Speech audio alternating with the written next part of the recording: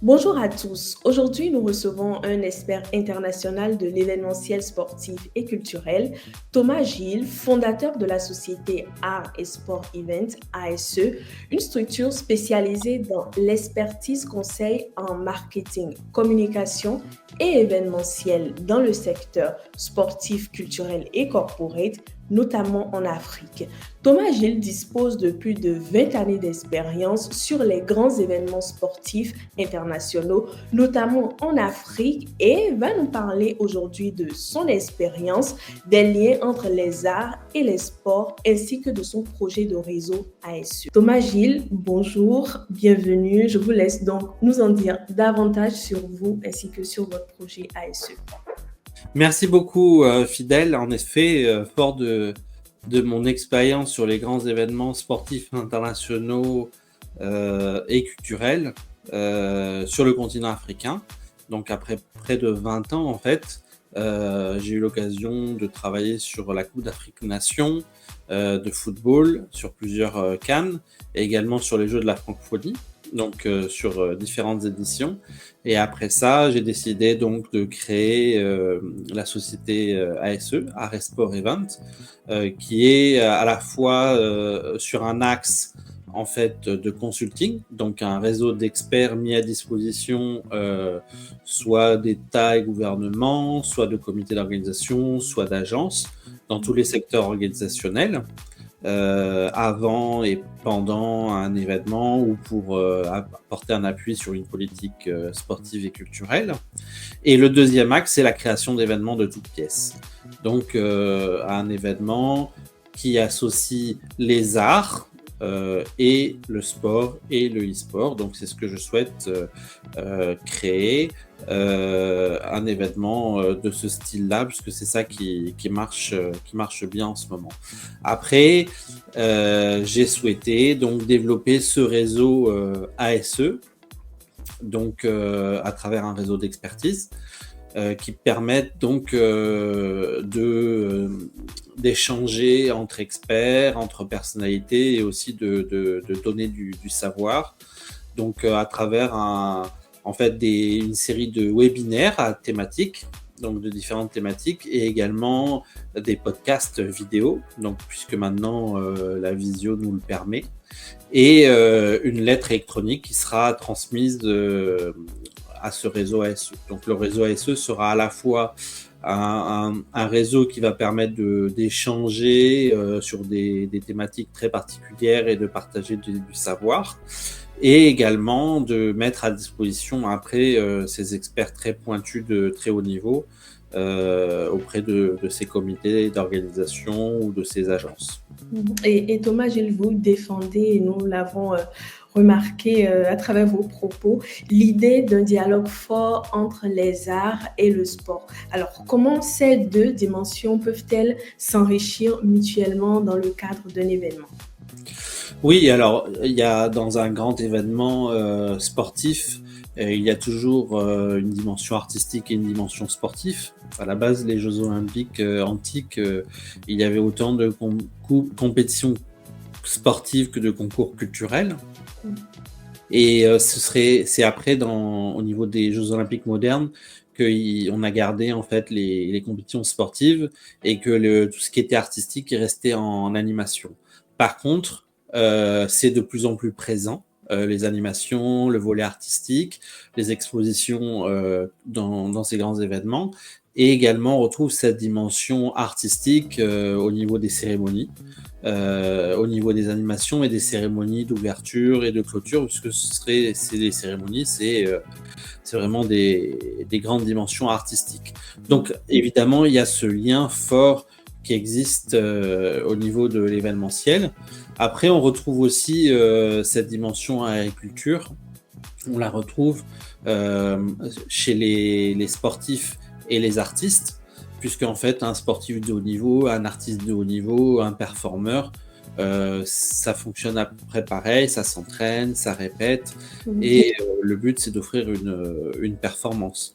Après, on retrouve également ce lien des arts et des sports le lien, des fois, il n'est pas très, on va dire, très précis. Parce que, par exemple, si on prend l'exemple du hip-hop, qui est à la base une dimension artistique, culture urbaine, art urbain, a été retenu aux Jeux Olympiques de Paris 2024 comme discipline sportive, donc avec le breakdance, donc avec une codification spéciale. Et donc du coup, on se rend compte qu'il y a certaines disciplines, les nouvelles disciplines, notamment tout ce qui est art et sport urbain, qui peuvent être à la fois assimilées à de l'artistique et à la fois assimilées à du sport, voilà, tout ce qui est streetball, voilà.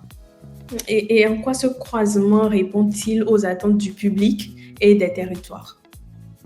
En fait, aujourd'hui, les jeunes, tout ce qu'ils souhaitent, c'est du divertissement. Et ils consomment du divertissement, ils consomment du spectacle. Et donc, aujourd'hui, ce qui marche bien, on va dire, c'est des disciplines comme le football, qui est d'ailleurs de plus en plus scénarisé, qui est spectacle à enjeu, qui plaît beaucoup, et des shows artistiques comme des shows de The Voice, qui sont des performances avec un enjeu, un suspense et un spectacle. Et en fait, c'est ça qui plaît, qu'importe que ce soit de l'art, du sport ou parfois même mélangé. Le but, c'est que ce soit du show, du divertissement et de la consommation de plus en plus, on va dire, avec des enjeux de plus en plus importants et assez courts, qui soient sur multi-supports, à la fois au niveau télé, mais aussi beaucoup sur le digital, puisque maintenant, les jeunes, ils consomment beaucoup de produits, de programmes, de tout ce qui est sur le digital et pas sur la télé. Et donc, parlant d'organisation d'événements, vous avez eu une expérience multiple sur différents continents. Quelles sont les grandes différences que vous avez remarquées, notamment sur les événements en Afrique et en Europe, des différences au niveau de l'organisation? Alors, il y a une grande différence dans la façon d'organiser un événement en Occident, en Europe. Généralement, il y a une phase de planification bien plus poussée, avec voilà, c'est pris très en amont, une planification qui dure longtemps parce qu'il y a beaucoup de codification, alors qu'en Afrique, c'est vrai que on a moins tendance à planifier à long terme, donc c'est organisé plus sur du court terme. Et par contre, l'avantage, c'est qu'en Afrique, comme il y a moins de codes, il y a moins de normes, bah, les choses peuvent aller beaucoup plus vite. Donc, on rattrape un certain nombre de choses. Par contre, ce qui est important à réussir, c'est de penser en amont l'héritage, tout ce qui est l'après-événement. Et ça, en Afrique, on a tendance à moins l'intégrer dès le départ, alors que maintenant c'est déjà bien intégré dans tout ce qui est événements européens, occidentaux. On pense déjà à l'après ou au prochain événement ou comment, voilà, à l'impact que ça va avoir et comment rebondir. On le voit aujourd'hui sur les Jeux Olympiques de Paris 2024. Tout de suite, ils se projettent sur les JO 2030. Pareil pour la CAN Maroc 2025, il y aura tout de suite après le mondial 2030. Donc en fait, il y a tout de suite un après. Donc c'est ça le but, c'est qu'il y ait une continuité et non pas que ça s'arrête. En fait. Et cela permet d'ailleurs, je pense, de mieux se préparer parce que généralement, tout de suite, à peine un événement est terminé, que généralement, on remarque qu'en Occident, on a déjà les dates du prochain événement, de la prochaine édition. On a même parfois déjà les affiches officielles, donc les gens se projettent vraiment sur le long terme. Et en ce qui concerne l'Afrique, quels sont les défis spécifiques qu'il y a auxquels on fait face lorsqu'on organise des événements et quelles sont les opportunités particulières que vous y voyez? Bah c'est ça, c'est surtout de prendre le temps de bien planifier. puisque plus on planifie et en fait plus on mitige l'ensemble des risques et on prépare mieux l'organisation.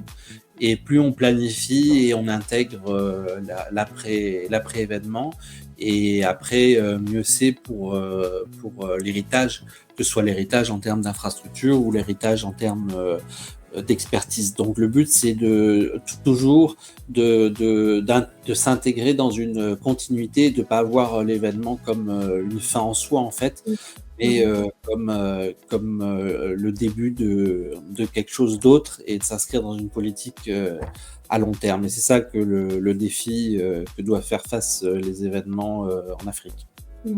Et avant de conclure cet entretien, nous allons parler brièvement de l'évolution des Jeux de la francophonie. Donc, vous avez accompagné plusieurs éditions des Jeux de la francophonie. Comment percevez-vous leur évolution, notamment dans leur rapport à la jeunesse et au numérique? Alors en fait, les Jeux de la francophonie n'ont cessé de se développer en intégrant de plus en plus de disciplines proches des jeunes. Mais comme tout événement, il est important que ces jeux soient renouvelés et qui se rapprochent de plus en plus de ce qui est fait au niveau des jeunes. Il y a une grosse production, une réalisation qui a été mise en place au niveau de télé, mais c'est vrai que maintenant il est important que en fait, ces jeux-là se rapprochent de tout ce qui est digital, et en termes de discipline également, qu'on s'intéresse à des disciplines bien plus proches des jeunes. Que bon, il y a l'art et les sports urbains, mais il y a aussi tout le domaine de l'e-sport. Qui aujourd'hui plaît beaucoup aux jeunes, et sur lesquels il est important de s'y mettre. Et également, je dirais, tout ce qui est le concours artistique de performance, que ce soit la chanson ou la danse, il faut se rapprocher des standards internationaux, des programmes comme The Voice, ce qu'on voit Danse avec les stars, etc., qui intéressent les jeunes, parce que sinon, en fait, il y a des limites et les jeunes ne pourront pas évoluer comme il le faut, quoi. Et parlant des jeunes, il y a plusieurs jeunes talents africains qui souhaitent œuvrer dans l'événementiel sportif et culturel. Quel message leur adresseriez-vous pour réussir dans ce secteur?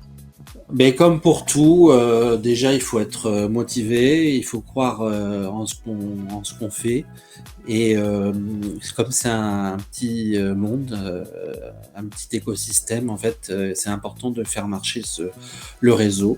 Donc je dirais qu'il faut être compétent, il faut être motivé, et puis faut faire vivre son relationnel, et toujours y croire. Et bon, après, si on est vraiment motivé, il n'y a pas de raison qu'on n'arrive pas à percer dans ce domaine-là, qui est un domaine vraiment passionnant.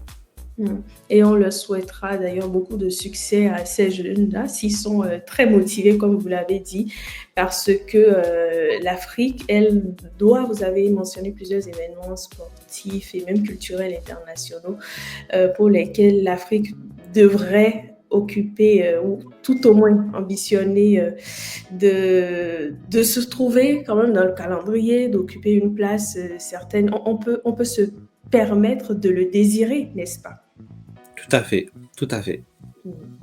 Merci Thomas Merci pour Merci. cet entretien, et on vous dit à bientôt pour Merci une beaucoup. nouvelle édition de ce podcast. Au revoir. Merci beaucoup. Merci. Merci, Fidèle.